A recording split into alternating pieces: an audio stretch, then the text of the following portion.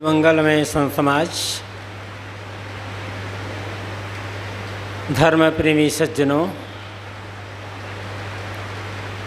श्रद्धा मूर्ति देवियों, दुनिया के किसी भी कोने में चले जाएं और किसी भी व्यक्ति से अचानक पूछा जाए कि आप ज्ञानी हैं या अज्ञानी हैं,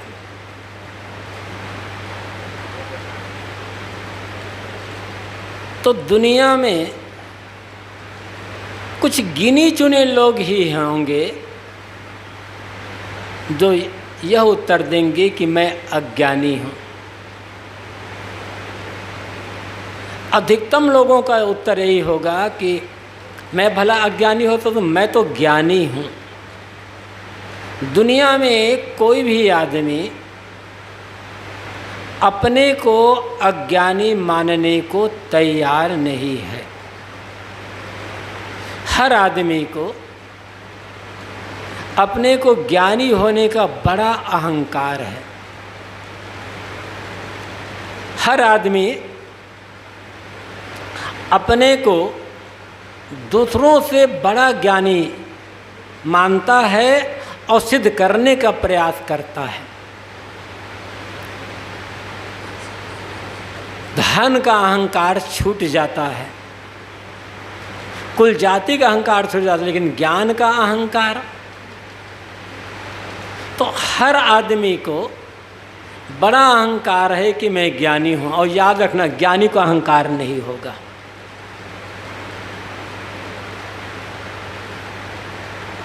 अहंकार सदैव अज्ञानी को होता है, चाहे वो मैं हूँ, चाहे आप हो, या दूसरा कोई भी हो। ज्ञानी वह है जिसे कभी अहंकार होता ही नहीं है, और अज्ञानी वह है जो अहंकार में रात दिन डूबा होता है। अहंकार चाहे किसी का भी हो। तो हर आदमी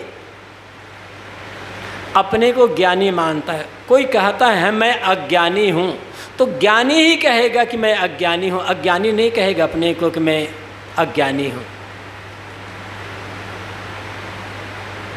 हर आदमी अपने को ज्ञानी मानता है, ठीक है, मानना चाहिए, लेकिन आप या हम ज्ञानी हैं, इसकी पहचान क्या है? किस आधार पर कह रहे हैं कि मैं ज्ञानी हूँ? कोई कसौटी होगी ज्ञानी होने की, कोई आधार होगा ज्ञानी होने का, कोई पहचान होगी ज्ञानी होने की। वो कसौटी और पहचान क्या है कि हम या आप ज्ञानी हैं? कोई कह सकता है मैं इतना बड़ा पढ़ा लिखा विद्वान, इतनी इतनी डिग्रियां मेरे पास है, इतनी इतनी किताबें मैंने लिख ली है, मन पर बैठ कर के मैं धारा प्रवाह घंटा 2 घंटा 4 घंटा प्रवचन दे सकता हूँ। किसी भी विषय पर मैं गंभीरता से व्याख्यान दे सकता हूँ। क्या मैं ज्ञानी नहीं हूँ? यह सब ज्ञानी होने की पहचान नहीं है, विद्वान होने की पहचान है। ज्ञानी अलग है और विद्वान अलग है। लाखों में कोई एक व्यक्ति होगा जो ज्ञानी भी होगा और विद्वान भी होगा, अन्यथा या तो आदमी ज्ञानी है या तो आदमी विद्वान है।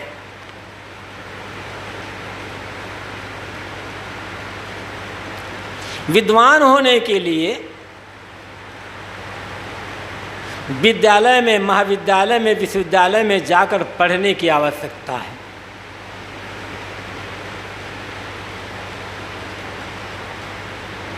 बिना ग्रंथों का, शास्त्रों का अध्ययन किए आदमी विद्वान नहीं हो सकता, किंतु ज्ञानी होने के लिए किसी विद्यालय, महाविद्यालय या विश्वविद्यालय में जाने की आवश्यकता नहीं है। कबीर किस विश्वविद्यालय में पढ़े थे? ज्ञानी थे या नहीं थे? नानक किस विश्वविद्यालय में पढ़े थे? संत रविदास, संत सेना या अन्य अनेक संत कहाँ पढ़े थे? कौन सी डिग्री उनके पास थी? उनके रविदास जैसा, सेना जैसा, नानक जैसा, कबीर जैसा ज्ञानी हो जाए तो दुनिया का बेड़ा पार हो जाएगा। विद्वान होने के लिए पढ़ना पड़ेगा, ज्ञानी होने के लिए विद्यालय जाने की आवश्यकता नहीं। ज्ञानी होने के लिए अपने जीवन को और दुनिया को और अपने मन को पढ़ना पड़ेगा। ज्ञानी भले किताब ना पढ़ पाए, किंतु ज्ञानी अपने जीवन को पढ़ता है, अपने मन को पढ़ता है, और जीवन और मन को पढ़ करके अपने मन और जीवन के दोषों का त्याग कर देता, वह ज्ञानी होता है। ज्ञानी और विद्वान में बड़ा अंतर है। मैंने कहा कि लाखों में कोई एक होगा जो विद्वान भी हो, ज्ञानी भी हो, हैं, लेकिन लाखों में 1 लाख में एक मिलना मुश्किल होगा। 10-50 लाख में एक मिल जाएगा तो बड़ी बात होगी। तो ज्ञानी और विद्वान में अंतर क्या है, फर्क हम कैसे समझें? ज्ञानी कभी झूठ नहीं बोलेगा, विद्वान झूठ बोल सकता, बोलता ही है। ज्ञानी की जबान से कभी किसी के लिए अपशब्द या गाली नहीं निकलेगी, अब विद्वान की जबान से पता नहीं क्या क्या निकल जाए। विद्वान ज्ञानी कभी लड़ाई झगड़ा नहीं करेगा, विवाद में नहीं पड़ेगा, और विद्वान का तो काम ही विवाद करना।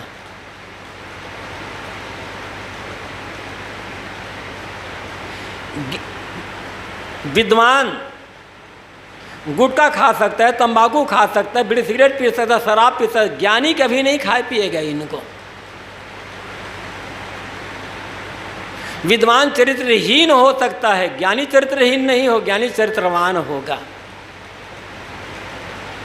इसलिए विद्वता को ज्ञान समझना भारी भूल है। विद्वता विद्वता है, ज्ञान ज्ञान है। तो विद्वान होना आवश्यक है। भौतिक विकास के लिए, अनेक यंत्र कला कौशल के विकास के लिए विद्वान होने की आवश्यकता है, लेकिन आत्मकल्याण के लिए, मानसिक शांति के लिए विद्वान होने की आवश्यकता नहीं है, ज्ञानी होने की आवश्यकता है। और कोई भी आदमी ज्ञानी हो सकता है, अनपढ़ से अनपढ़ आदमी भी ज्ञानी हो सकता है। तो किसी से पूछें कि आप ज्ञानी है या अज्ञानी, तो उत्तर मिलेगा कि मैं ज्ञानी हूं। कसौटी क्या है ज्ञानी होने की? आध्यात्मिक दृष्टि से देखा जाए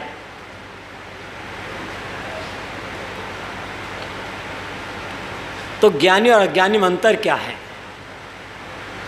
आध्यात्मिक दृष्टि से हम देखें, तात्विक या विवेक की दृष्टि से हम देखें,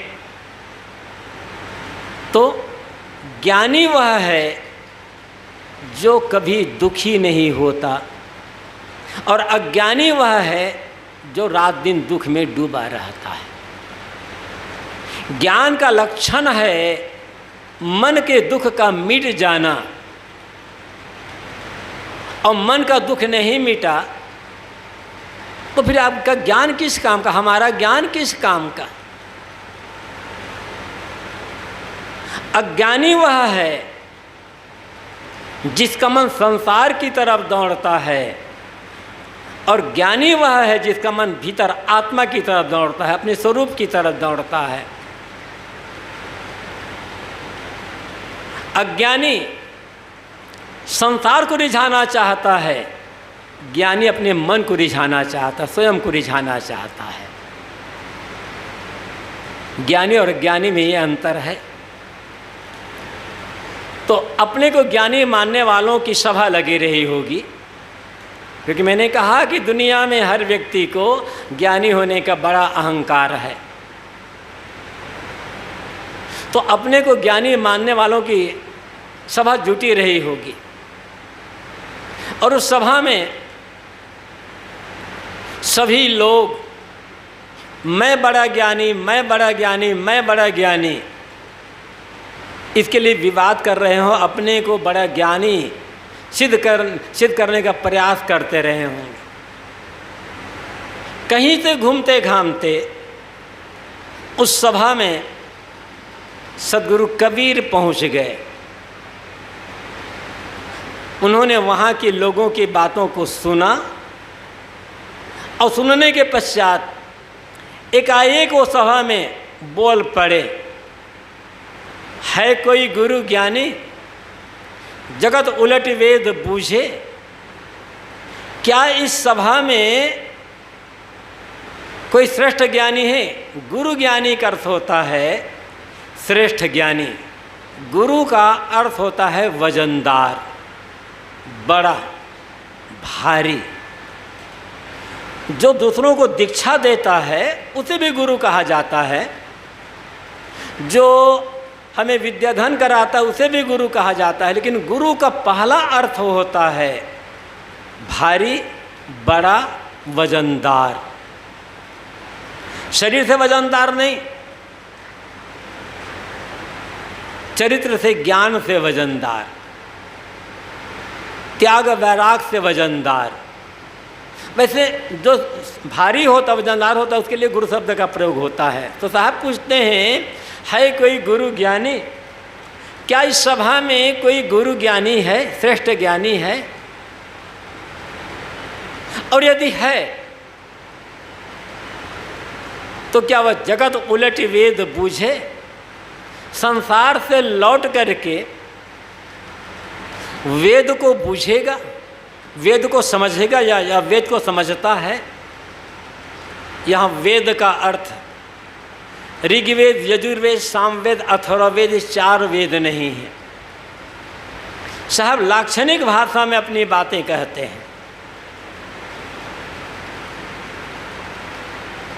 वेद शब्द विद धातु से बना हुआ है, और विद का अर्थ होता है जानना। इसलिए जानना विद है, और उससे वेद बना, इसलिए वेद का अर्थ होता है ज्ञान। और ज्ञान जीव का स्वरूप है। ये चेतन जो है, ये जो आत्मा है, उसका स्वरूप है ज्ञान। प्रत्येक घट में,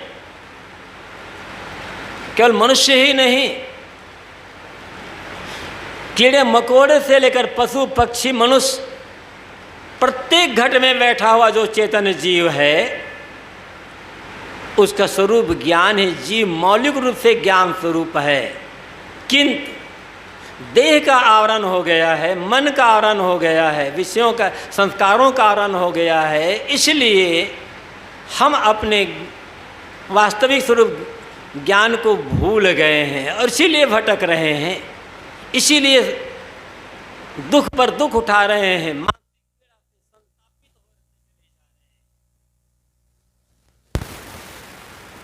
कोई स्वीकार करे या ना करे, किंतु एक हकीकत है, आज नाली में कोई कीड़ा है, और नाली के बदबूदार गंदे पानी में जो कीड़ा बिलबिला रहा है, वह कीड़ा कभी जीवन मुक्त संत हो सकता है। और आज जो जीवन मुक्त संत है, अनादिकाल के जीवन में वो कभी नाली का कीड़ा रहा है। क्योंकि अनादिकाल के जीवन में पता नहीं हम किस किस खाने में गए हैं, ये जीव किस किस खाने में जाकर के शरीर धारण किया होगा, क्या पता है।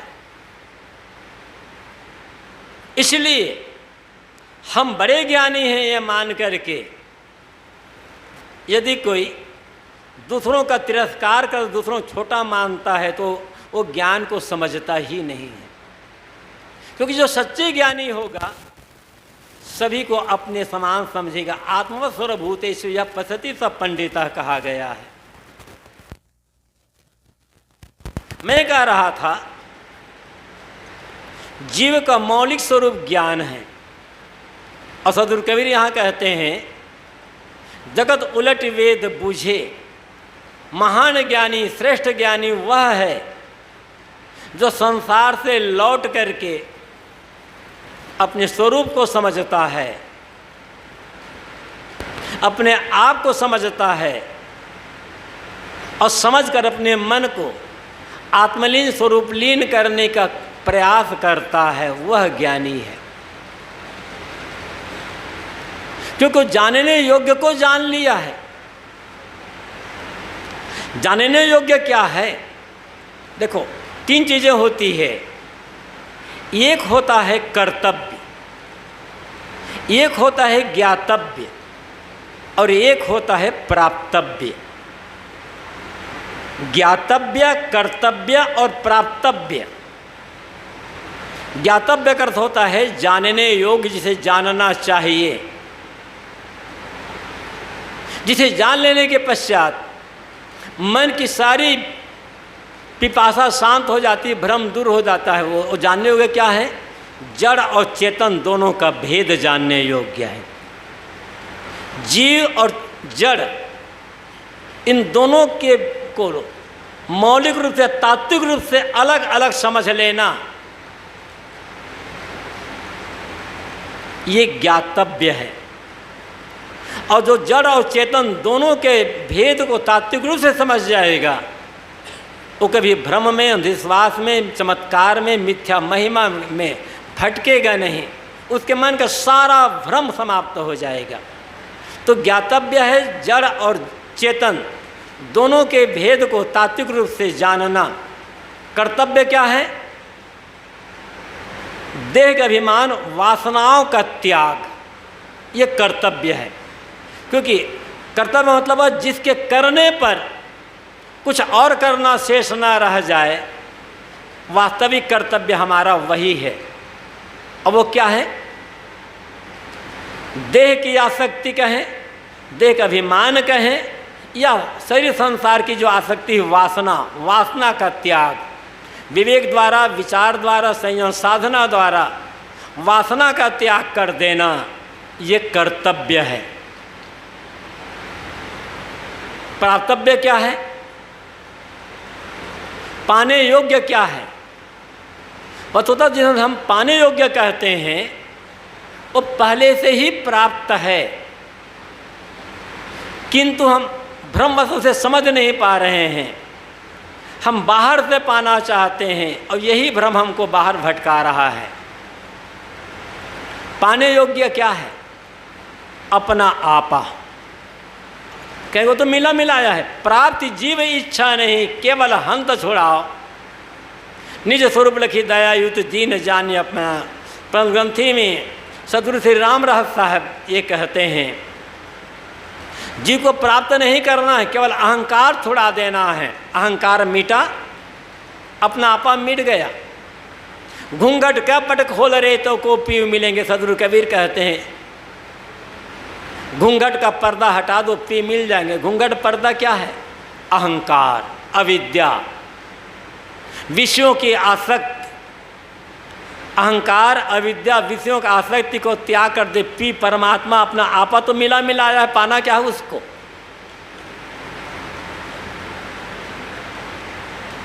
बाहर से ना मोक्ष पाना है ना कुछ भी पाना है। यदि बाहर से कोई चीज़ मिलेगी तो छूट जाएगी। नियम है दुनिया का कि मिली हुई चीज़ छूट जाती है। मोक्ष भी नहीं पाना है। मोक्ष के लिए काम करना क्या है? मोक्ष तो कुछ है ही नहीं। बंधनों का त्याग मोक्ष है। मोक्ष पाने के लिए साधना नहीं करना है। मोक्ष पाने के लिए वैराग नहीं करना है। साधना वैराग करना है बंधनों को काटने के लिए। बंधन काटते जाए, सारे बंधन कट गए। शेष क्या रहा? मोक्ष या मुक्ति। और वो हमारा आपका स्वरूप है, स्वभाव है, वही पाने योग्य है। उसको जो जान लेता है, जान करके वासनाओं का त्याग कर दिया और अपने आप में स्थित हो गया, सदगुरु कबीर की भाषा में वही श्रेष्ठ ज्ञानी है, क्योंकि वह व्यक्ति संसार से लौट करके वेद तत्व को बुझ लिया है, आत्म तत्व को समझकर आत्मलीन हो गया है। यही साधना का फल होता है। ये कोई किसी मत पंथ की चीज़ नहीं है। कहीं भी रह करके आदमी यह काम कर सकता है। ये मानना पड़ता है कि अनेक ऐसे ग्रंथ हैं जिनमें सही ज्ञान के साथ साथ भ्रमपूर्ण बातें भी है, लिख दी गई हैं। लेकिन कोई ऐसा व्यक्ति हो सकता है उन भ्रमपूर्ण बातों को छोड़ करके सार को ले ले। यदि हम ये अहंकार करते हैं कि दुनिया में कभी किसी का मोक्ष होगा तो केवल कबीर पंथ में होगा, तो आपने या हमने कबीर पंथ को समझा नहीं, कबीर वाणी को समझा ही नहीं है।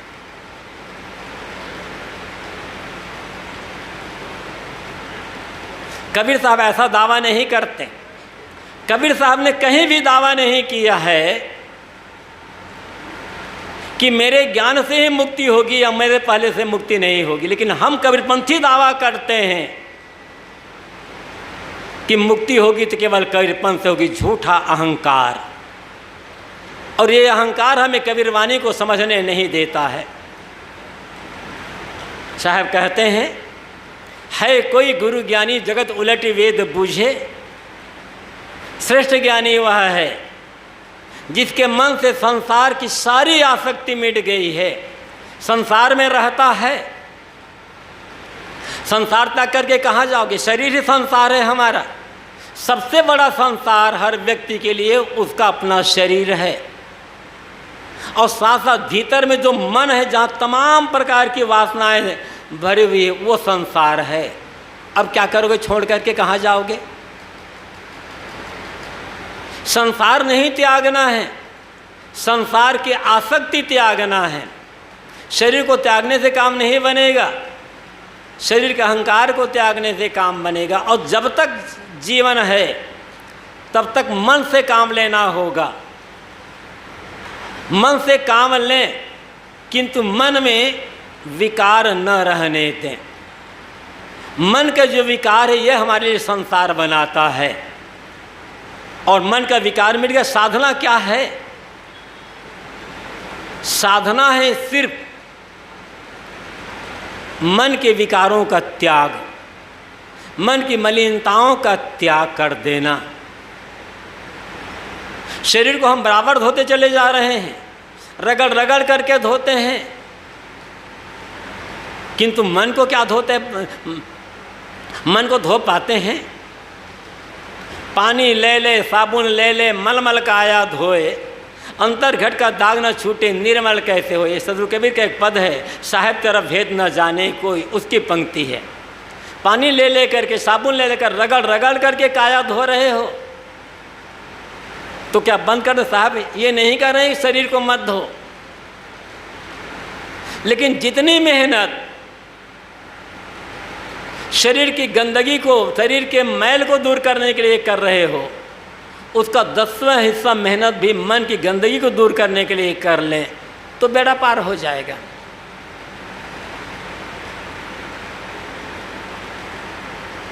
तीन चीजें हर आदमी के पास है, शरीर है, जीव है, अपना आपा है, और शरीर और जीव दोनों के बीच में मन है।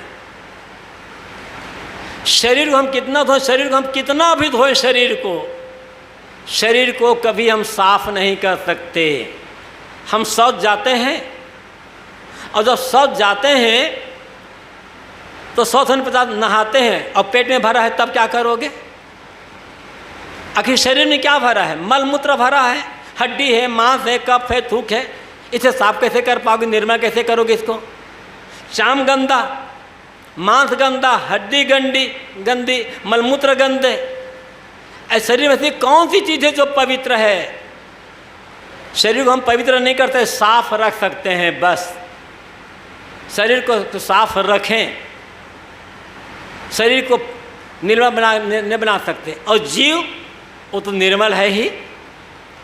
जीव के स्वरूप में कोई विकार नहीं, कोई गंदगी नहीं, कोई मलिनता ही नहीं। जीव तो स्वभाव से निर्मल है। कितनी भी हम साधना करें, शरीर को निर्मल नहीं बना सकते।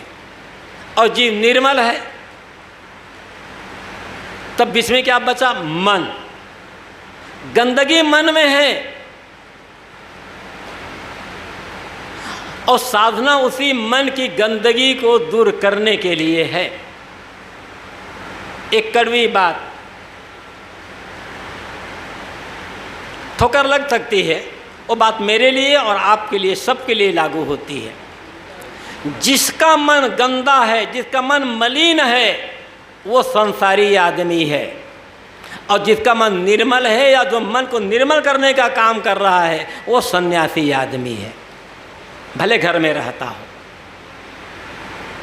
इसलिए सदगुरु कबीर कहते हैं, संसार से लौटो, और संसार से लौट करके अपने आप को समझकर मन को आत्मलीन कर लो।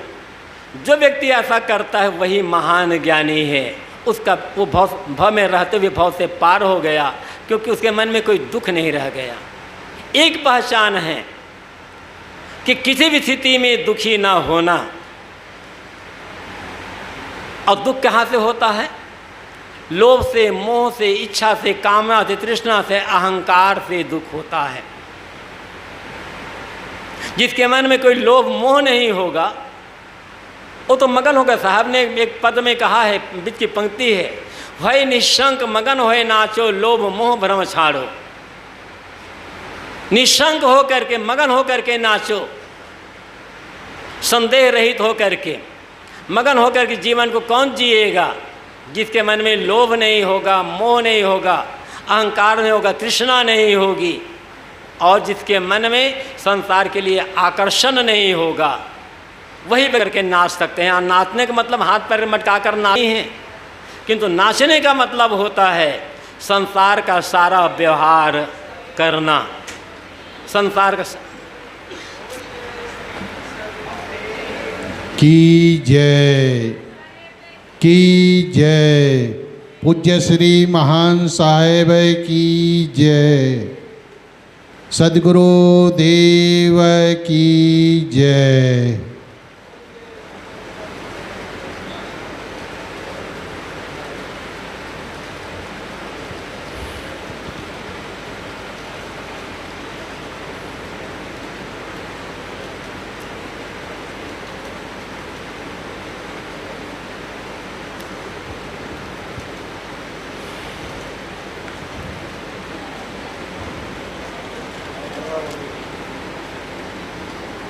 बोलो सद्गुरुदेव।